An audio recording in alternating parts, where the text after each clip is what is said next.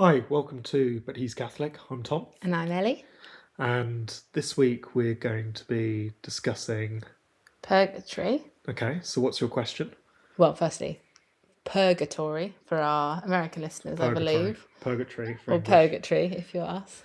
I guess it's just I guess I'd like to learn about what exactly is it? What's the point? How, I guess how does it work? Because I think I spent a lot of time thinking that it was just like the midway point, I guess. Like, if you're good, you go to heaven. If you're bad, you go to hell. If you're moderate, you go to purgatory. But then I think more recently I found out that actually everyone goes to purgatory, and then you have to stay there for a certain amount of time depending on how what your sins are, and then you get to go to heaven, or maybe you get sent to hell if you've been bad. I don't know, that's vaguely my understanding of it, but yeah, you can go and tell me about what it actually is. I'm sure I've got some misconceptions. So there's lots of different ideas about what purgatory is or where it is. Where it is. I think current thinking probably doesn't think of it as a place. Okay. So I think previous centuries the church has thought that it's maybe a place, that it's a place of maybe of suffering. There's normally in medieval paintings, there's normally the idea of it as a realm of fire to purify the soul. So hell, but not quite as painful. Yeah, it's like a purifying fire, which I don't think that's not what we consider it to be now. So yeah, in earlier traditions, there's an idea of kind of a purifying fire that helps purify the soul before it enters heaven. Whereas I think the imagery of it being a place, maybe a place of suffering, maybe a kind of a realm of purifying fire, I think that's now largely gone. It's more now seen. It could still be a place.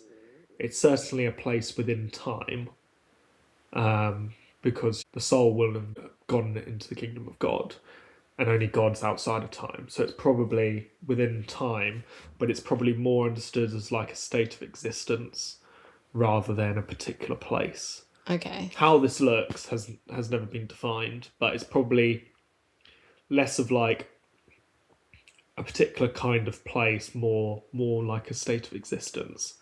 And what we do in that state of existence is not defined or understood, really. That's really confusing to me. Yeah, it's quite abstract. So I guess talking about places, so heaven is a literal place, hell is a literal place. Well, they're all states of existence. They're not like places on a map. It's not like the classic you see of underground with blackness and fire. States of existence. Hell's outside of time. Heaven's eternal. Heaven's outside of time. So purgatory is like a sand timer that everyone's sand time is different depending on how bad you've been, and maybe basically the answer is the Catholic Church can't make its mind up. No, there's lots of different understandings of what purgatory could be. Am I right in thinking that everyone goes to purgatory and then you get redirected to heaven or hell? Or is it if you're going to hell, you go straight to hell? So if you go straight, it depends, if you die with a mortal sin and you haven't cleansed yourself of mortal sin, you're going to hell because that's a clear representation. You've clearly divided yourself from God. Right. But purgatory is probably for everybody. So it's those who are, unless you die in an absolute state of grace, and a complete detachment from worldly desires, you can go to heaven, but most people are never going to be like that. So the vast majority of people are going to purgatory. Right. I heard it, and I think it was a history podcast where they were talking about the reason Catholics believe it's so important to go to a physical church every Sunday, and during lockdown when it was done remotely, it was that's not really the same, is because the more time you spend in church, the closer to God you are, and the less time you spend in purgatory. So is it like a point system where the more you do, the less? The more you can, but there's lots you can do to spend less time in purgatory. We can talk about that later. Okay. When we talk about what purgatory is. Okay. So it's a state of being rather than a place. It's a state of being. So let's read John Paul II, one of the great popes. So he said, The term does not indicate a place, but a condition of existence. Those who after death exist in a state of purification. Those who are already in the love of Christ removes from them the remnants of imperfection as a condition of existence. Right. So it's a place of purification, basically. It's a place of purification. And hence why you say in medieval times it was a fire, like it was a purifying fire. Yeah, some would imagine not it's pleasant. purifying fire. Well, is it not pleasant? So, What, burning? Catherine Genoa she saw it as like much more of a kind of a happy place. It was a joyful thing to be purified and become closer to God. Did she think it was fire? No, and I think this is probably more where the church is at now. Is it's a place to go where we continue our deification to become godlike, or like in the likeness of God, and we go there to go through some kind of process where we're purified of our venal sins or anything else that was left, any imperfections, and then also to kind of eradicate our attachment to worldly things. So it's basically a detox. Yeah, it's like going to like a spa where you have to like give up on all the things. Yeah, people have described it like rehab. Oh, okay, yeah. Like so maybe you're giving up on things that you like, but maybe bad for you. You're having very healthy but boring meals. Yeah. Kind of thing. So you're kind of being purified from those kind of attachments, and then you're ready to go into the kingdom of God. And is it possible that you go to purgatory and then, like, I don't know, you're uncleansable and then you go to hell? No. It's a one-way ticket, really. Right, so if you make it to purgatory, you are going to heaven. Yeah. It's about how long you have to stay in purgatory for. Yeah. Okay, so I guess, like, what's the point? Why is there this middle ground? Why do you need purification? So the reason why imperfect souls can't be reunited with God is because we need to complete our process of deification, because God is goodness and he can't be anything less than what he is. So I think if our human souls are coming into complete unification with him in heaven, then if the soul is still imperfect, then that would just not be logically possible, because he is goodness. He can't be anything less than what he is. Right. And so the idea is the soul has to also be perfect before it can union with God in heaven. Right. Okay. But how? Like, how does you become, like, cleansed and stuff? We don't know. Okay. With a process of purification in heaven. But there is lots and lots of teaching from the Old Testament. So Judaism believes there must be a process of purification after death. Okay.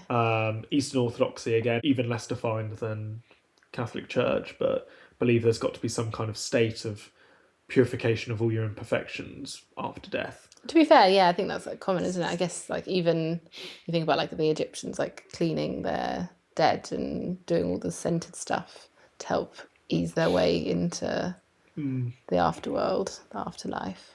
So yeah, there's these ideas that it does sound very wishy-washy. It sounds very much like no one's quite sure. It's okay to have a doctrine that you're not completely sure about because no one's been there.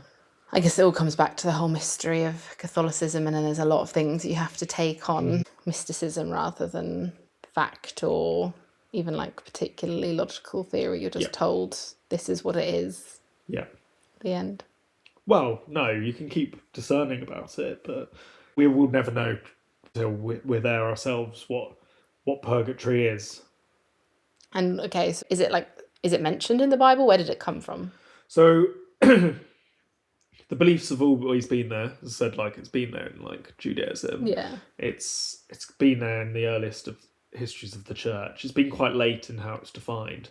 But I think the earliest kind of mention of it in the Bible is in 2 Maccabees. They talk about people that have died and they are offering prayers for their souls. Right. Which would suggest that if they've gone to heaven, you would need a prayer. They would need the prayers. So there's this belief of kind of getting people cleansed from their sins by earthly prayers. Okay. So that must mean they're in some kind of intermediate state after death where prayers are useful and helpful to them still. Yeah, that's true. And there's this idea in that 2 Maccabees, that section, talking about people that have died with sin, but then through earthly intercession they're becoming cleansed of that sin. because they must have gone to a place where they can be purified. Right, yeah. So it's one of those beliefs that has developed from But our where's like the Jewish first mention of actual, Maccabees. but it doesn't explicitly talk about purgatory. No, the first mention of purgatory is medieval times. Okay. So it's developed. The beliefs of this intermediate state of purification have always been there, but it's only till about the 1100s when it starts to be properly Explicit. formulated and explicitly defined. Purgatory is from the Latin purgo, to cleanse.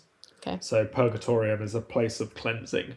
Okay. So it's about that time, 1100s, when this idea of purgatory, as we know it, started to be formulated. Yeah. But there are lots of early Christian thinkers like Augustine, Gregory the Great, that talk about this concept of this intermediate state post-death. And they were the ones to talk about this kind of cleansing fire. Right. Though that's never been part of the official Catholic Church doctrine, it traditionally is seen as a place of cleansing fire after death. Right. And we're talking writers who are living in the 300s, 400s, 500s. Right. So very early on, the concept of after death, there has to be this cleansing fire. Right, that makes sense. So it's kind of implicit, but no one's ever actually gone to the extent of explaining exactly what it is and what it entails. So am I right in thinking this is just a Catholic thing? So like Protestants don't have... Protestants don't believe in it. I mean, that was one of the whole reasons for the Reformation, wasn't it? Oh, really? I didn't know. I know there's a whole list of things. So Martin Luther, his big problem was the sale of indulgences. So what's an indulgence? An indulgence is like a little certificate from the Catholic Church that says you're forgiven of your sins, and you can buy it for relatives. And there was this. Oh, what, you buy it for dead relatives? Or... Exactly. So, and in the medieval period, there was a problem where it was the Medici popes.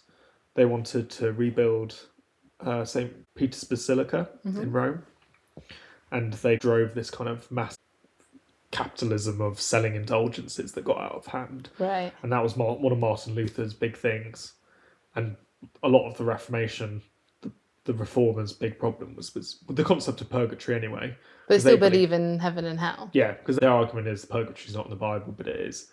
And also the selling of these indulgences, that kicks off the whole Reformation, really. Oh, right. But no, so Catholics believe it. Eastern Orthodox, again, it's not defined with like a lot of Eastern Orthodox theology, but they again believe in this intermediate state that must be purifying souls in some kind of way. Yeah. To be able to go to heaven. And Judaism also has a concept of some kind of purification after death. Right. And is there any way that you could like say how long someone stays in purgatory? And again, I know it's a state, but we don't know. We know it's probably in time because we're still probably temporally present in that state of existence. But sorry, again, temporally as so in like conscious. within time. So is it going at the same speed that we're going at? Probably not. Is it immediate? So, but to them, it's slow because you're burning in fire. Because we're like really in time, but they're like not as attached to time as we are. But it is there's some kind of time there within that state of existence. We don't know. So it might be, if we could see it, it'd be immediate. But actually, to the person going through it might not.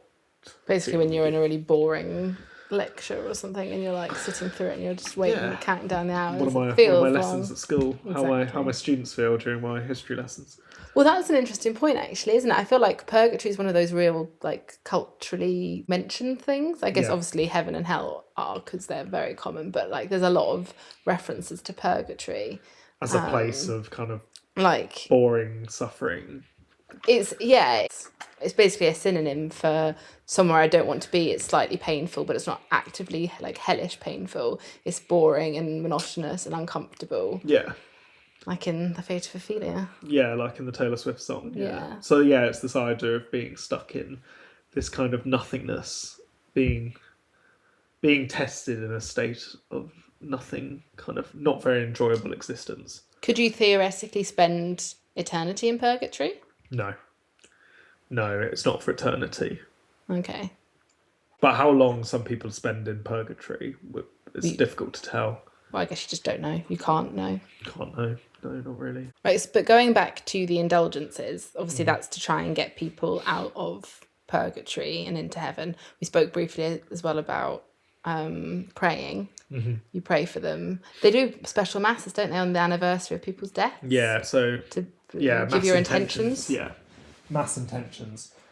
So yeah, that's from the very early church, and it's in Maccabees as well, that Bible verse that is the kind of first mention of this. There is this idea that because of the communion of saints that we have, we're all part of the communion of saints, which we've talked about before, that our intercessionary prayers and the prayers of saints in heaven, whether it's prayer, almsgiving, or intentional masses. Sorry, you're going to have to break this down. So, almsgiving, that's giving to charity. And charity. And what's an intentional mass? The kind of mass said for someone. So, it's basically just a mass, and at the end it's like, oh, for the soul. No, they say it at the beginning, I think. Okay, but it's a normal mass. It's just where they say, oh, this is for the soul of. But it's always been seen as a way to help purify the souls in purgatory. Okay. And help them to become less attached to worldly goods. Right. And to help them attain their place in heaven with God. Okay. To help them purify their souls. Okay. What else can you do? So, prayers, masses. Oh, the indulgences. Yeah. So how does that work? So it's a letter from the Pope? No. So they don't sell indulgences anymore. But you can still gain indulgences for doing specific things like going on a pilgrimage or. But what is an indulgence? Is that it's not a physical thing? It's an earned thing. So you're earning some brownie points. Yeah, I guess brownie points. Earning some kind of forgiveness, purification of your soul, or you can do it on behalf of other people. Right. And that will help purify the souls in heaven. When you're talking about historically with the Medicis and buying, that they were physically buying a piece of paper that says like minus. It was literally a certificate. Minus 5 years in purgatory. Yeah. Okay. But yeah, that was a complete abuse of the kind of the idea of indulgences. But yes, it happened a lot. But yeah, no, indulgences are more for kind of completing certain spiritual acts, and you can gain indulgences that way. Right. So, what did you say? Pilgrimages. Anything else? Prayer. Charity, certain holy years. So the church will designate something a holy year, and doing something in a holy year would carry what's called a plenary indulgence, which is removing all kind of punishment due to sin. So any kind of thing. You'd have a year where you can just do whatever the thing is you're meant to do once, and it removes all sin. Yeah.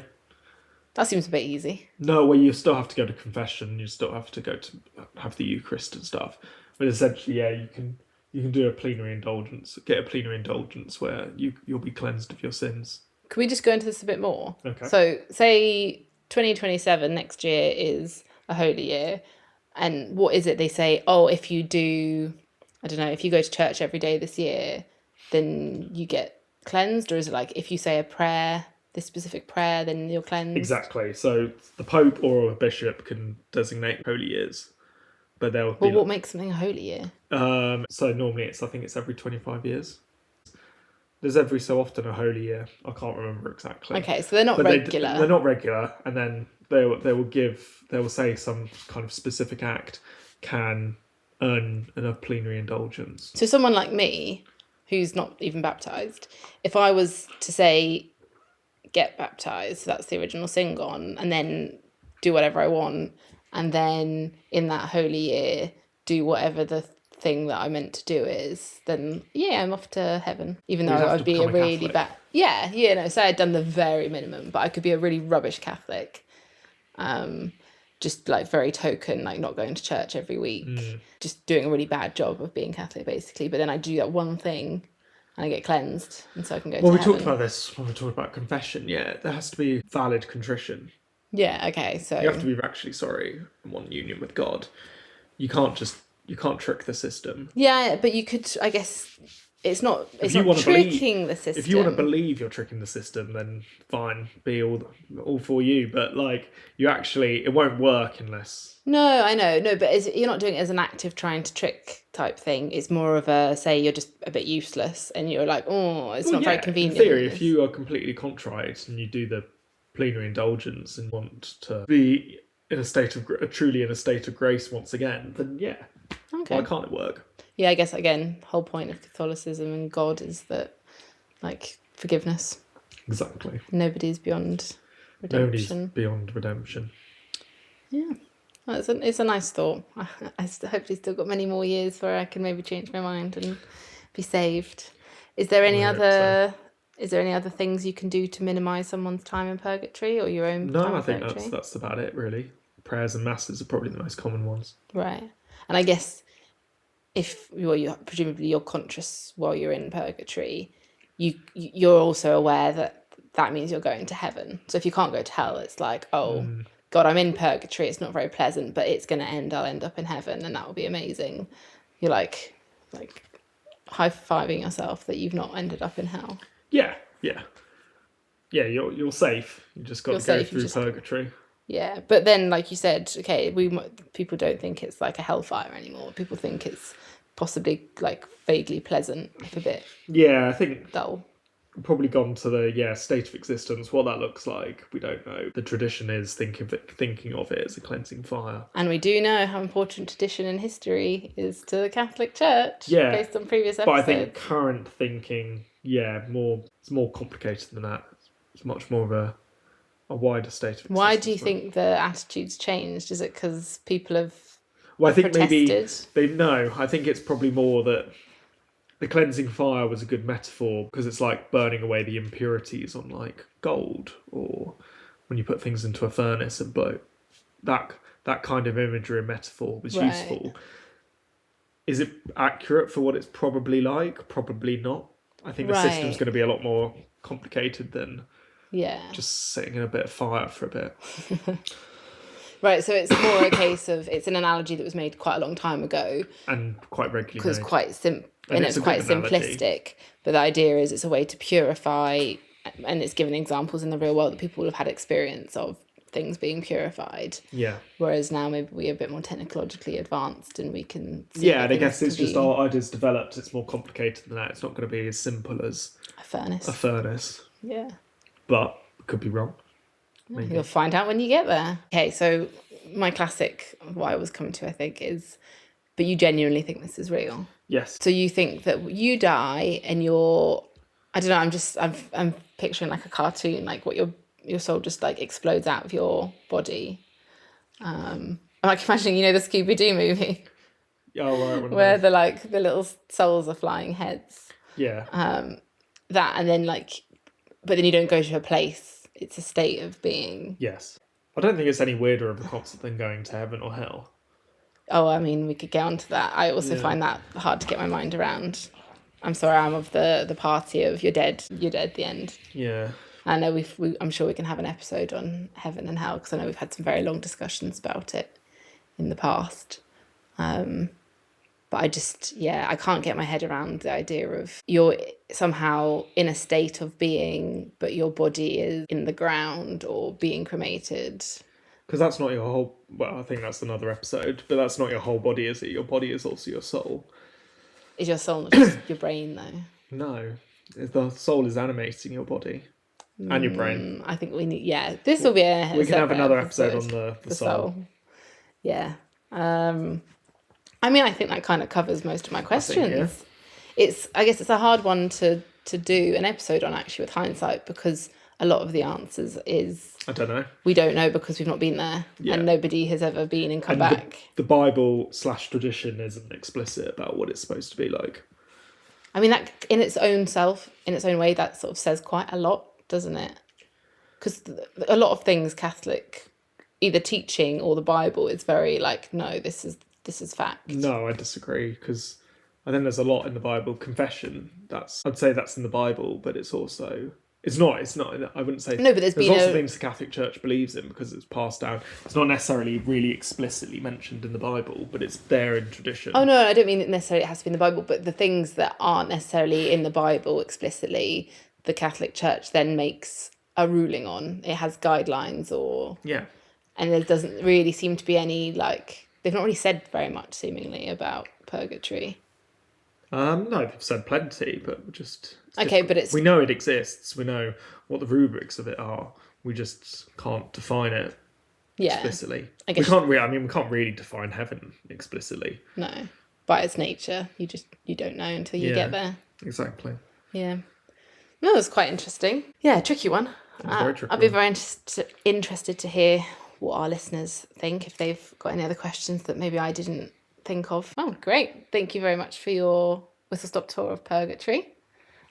We'll see you next time. Please make sure to comment or follow us, or you can follow us on Twitter as well. This has been But He's Catholic. Thank you and bye. Goodbye.